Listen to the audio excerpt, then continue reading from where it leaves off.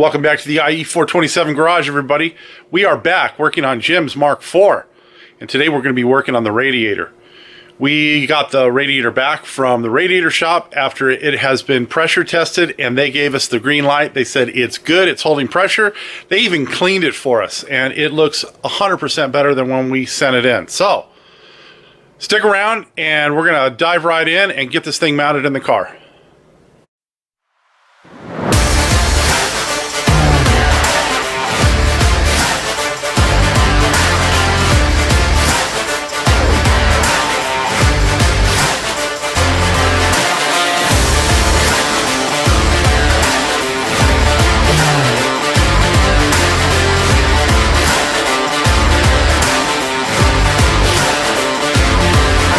So if you remember, we had to throw the brakes on while we were attempting to install the radiator using the Breeze upper and lower mount along with the fan shroud from Breeze Automotive when we were last working on Jim's car.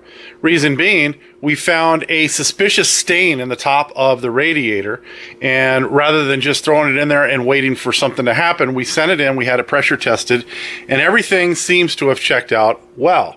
So the radiator's back here, and what I did last night is I prepped the car to enable us to put the upper mount, the Breeze upper hinged mount in the car.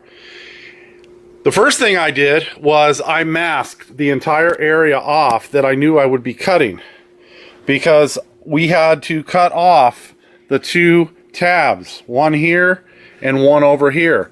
And the last thing I wanted to do was damage the finish on the paint on Jim's car.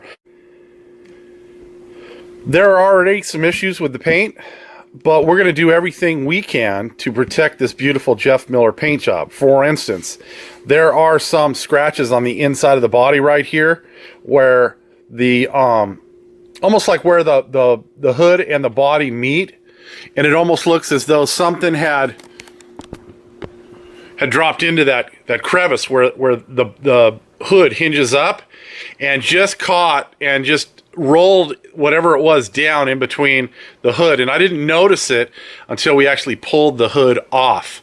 I wanted to get the hood completely off the car so that we were not going to have to fight with any of this as we were trying to drill and cut and everything else. The other thing I did is I did not attack this with angle grinder and a death wheel. I knew that those flying sparks everywhere were going to do nothing but damage to the paint and all the surrounding areas, so I tried to choose my weapon carefully. So my weapon of choice ended up being a Sawzall. I took my Sawzall with one of the longest blades that I had for metal cutting. I put it in there, and then I spaced the Sawzall basically as far away as I could to still maintain full depth of blade to cut the entire bracket all the way through.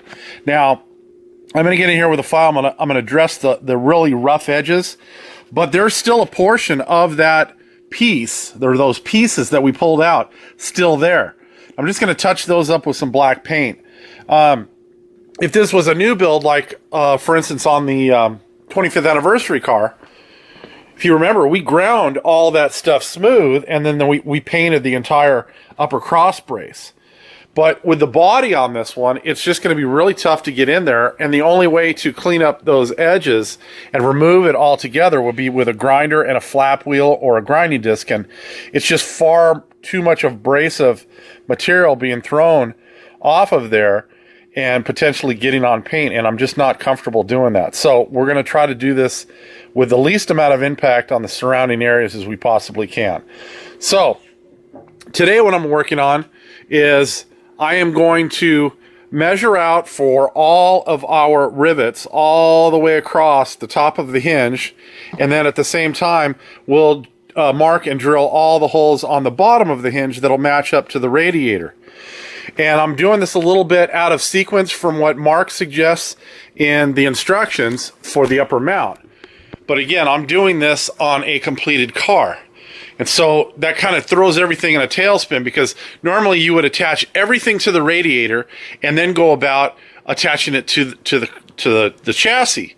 In this case, I want to be able to just get everything fit to the chassis first, so that hinge fit all the way down, knowing exactly where all my bolts are going to go through, have it all pre-tapped and pre-threaded, so that when I get the radiator ready to go in, it'll just be a matter of having someone help me hold its weight, and I can use some Clecos to hold it in all the way down on that upper chassis mount, and then run my bolts in, and then the top will be pretty much done. And then I'll just have to worry about working with the lower mount and getting that all in place, which is going to be a feat in itself as well. However, I'm going to go ahead, I'm going to get all my holes laid out in that hinge mount, get them marked, get them drilled, and get it fit, and I'll bring you back probably when I've got that thing mounted with some Clecos onto the chassis. T-Rex, bang a gong.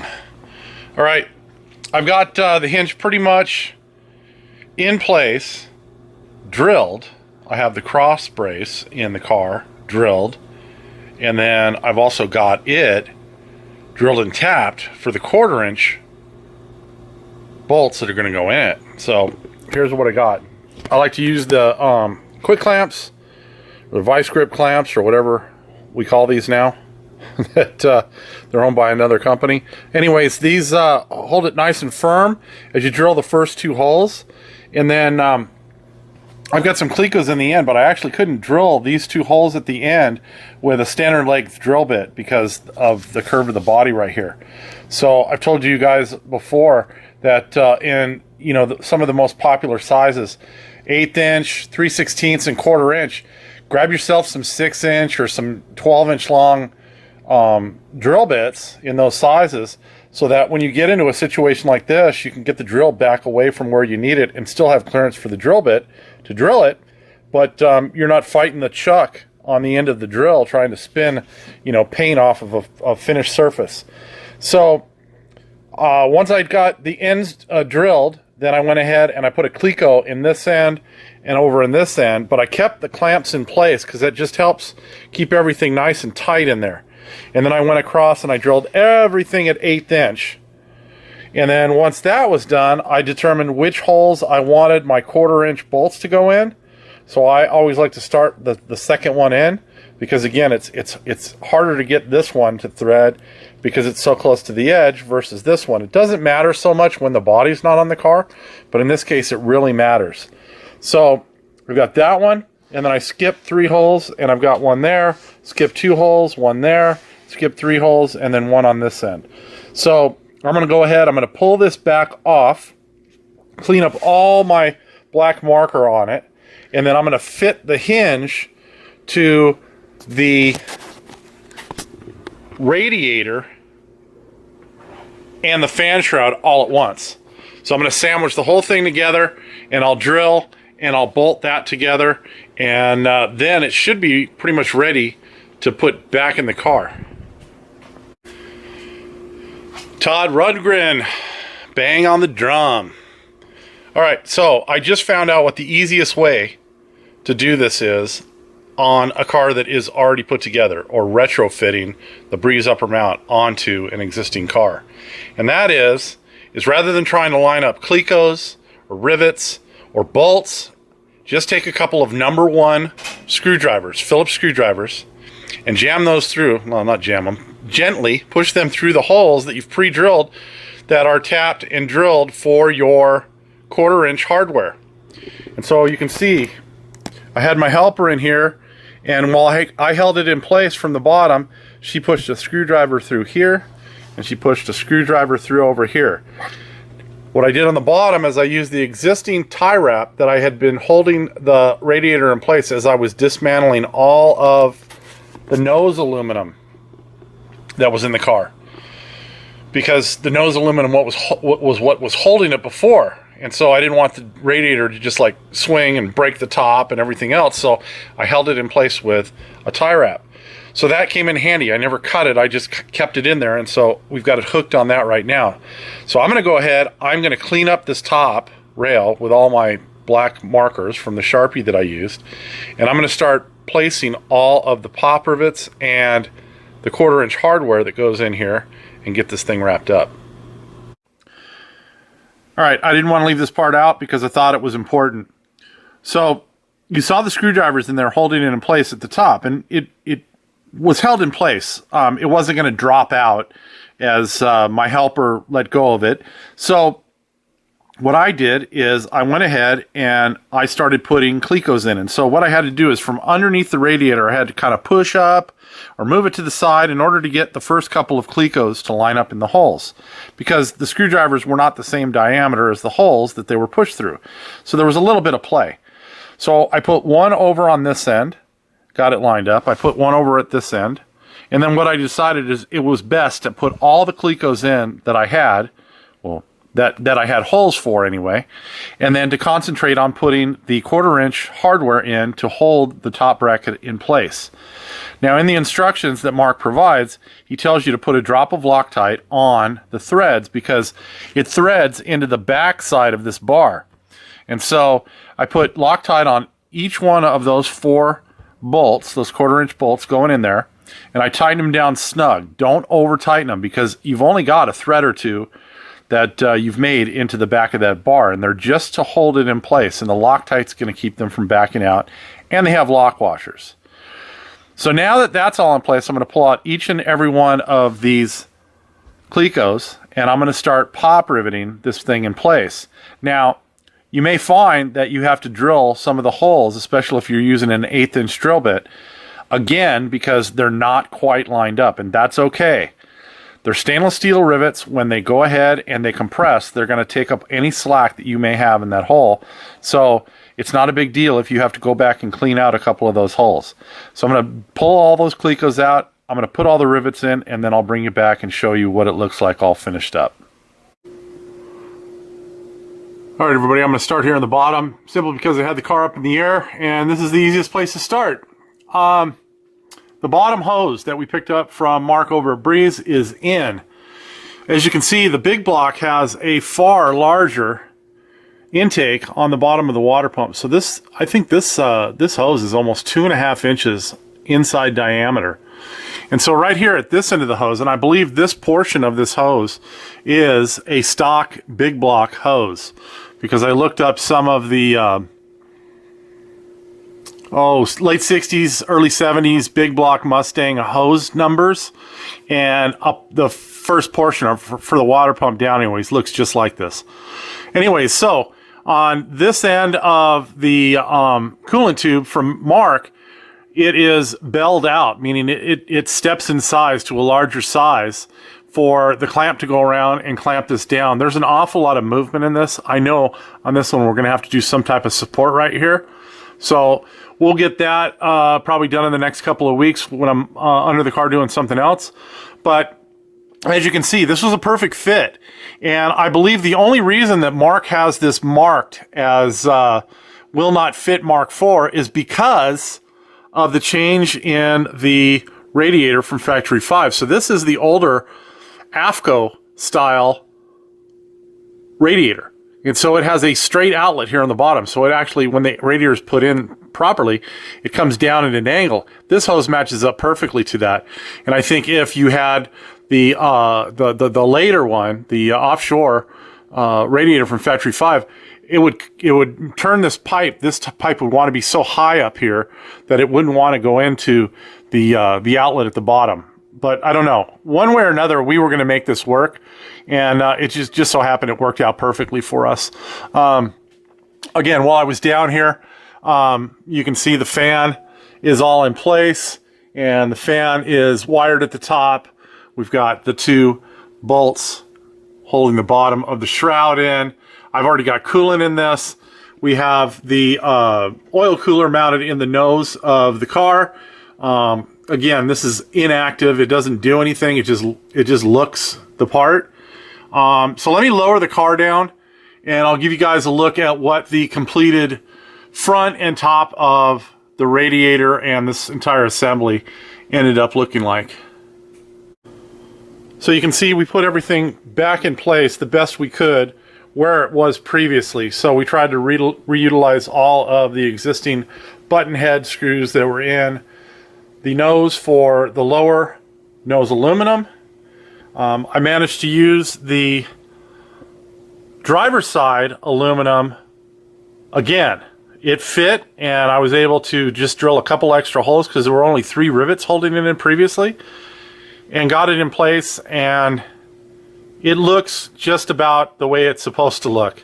As you know, we generally like to use our own one-piece in the nose of the cars. It just presents a cleaner kind of finish.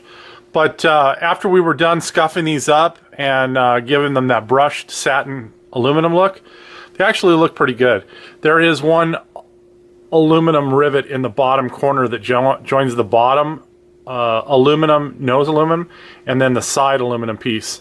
And that's the same over on the passenger side as well. There's one lone rivet down here in the bottom. And then this piece, we had to dig into our surplus pile of panels and find another piece. The previous piece had been butchered so badly, we couldn't save it. It wouldn't line up with any of the structure for the chassis on the side. And to just leave those holes open or just place, you know, fake rivets in there, just didn't seem like a really good option. So, you know, we have a box full of nose aluminum from, you know, Mark IIIs and Mark IVs. And I really wanted to use one from a Mark III because the notches are a little bit different in those. And I found one. This was with the last passenger side piece of aluminum that I had. So that's not to say that we won't come across another Mark III in the future that we build, and, you know, we'll end up having surplus because we'll put a one-piece aluminum surround in that nose as well. But for now, this is the last one I had. And we put it in. It looks good. I gave it the same brushed finish as the other panels in here. And then you can see across the top all of the hardware that Mark over at Breeze supplies with these hinged upper mounts. And it all came out really, really nice. The only other thing that I don't believe I showed anyone in the video previously, and I'll try to get in here on the side. Alright, so here you can see the Breeze lower radiator mount that we used, and it's all in place. And you can also see that it gives you some flexibility so that if you want to change the angle a little bit, let's say you mock it up with the aluminum, you know, held in place, and then you find that as you assemble the body and everything back on the car, it's not in the same space as you thought it was originally. You do have some adjustment in that bottom mount to swing it forward or backwards and get all your aluminum lined up where it needs to go. Ours was good because we did it all at the same time. The aluminum went in as we made the adjustments to the bottom mount, and we were able to get it all squared away. And if you look there, you can see how the existing fake lines to the oil cooler were terminated. There's basically just a bolt in the end of the hose with some electrical tape wrapped around it. I'm going to see if we can get some like rubber caps. I did it in the past. I actually did it on one of the first cars that we did, which was a Mark I. And that owner too didn't want an oil cooler that was active. It did, you know, basically he just wanted one for show. And so what we ended up doing, they sell little rubber caps to go over like chair legs. Or sometimes you'll see them on walking canes and stuff like that. And it's just a rubber end that you slide over the end of, you know, a round wooden dowel or something like that, like on a chair. And so we did that on that original car. I haven't done a oil cooler that hasn't been an active oil cooler since. Normally we just don't put them in if we're not going to use one for like the power steering or as an actual oil cooler. So I'm going to have to dig through the specs on the ones that I got last time. And we've got a really good hardware store down here that just has everything. And I'll take those measurements down there and see if I can't find 2 of those caps on there. And then what we'll do is we'll just put a little probably clear silicone inside of those and shove them on there. And the silicone will act as an adhesive so they don't come off in the heat or anything. And it'll give more of a finished look to the ends of those stainless lines than just the bolt that's in there now. But let me lower the car down the rest of the way, and I'll show you what the top looks very similar to what it looked like before, but we did dress up the wires that go across the top of the radiator. So, all right, as I said, we've already got coolant in here, and I'm probably going to have to start the car up to get all the remaining air that's in the block out of it. But we went ahead and we reconnected the radiator to the supply. I'm not overly excited about how this hose fits right now. It is kind of tight right here, and it's not going to get full flow.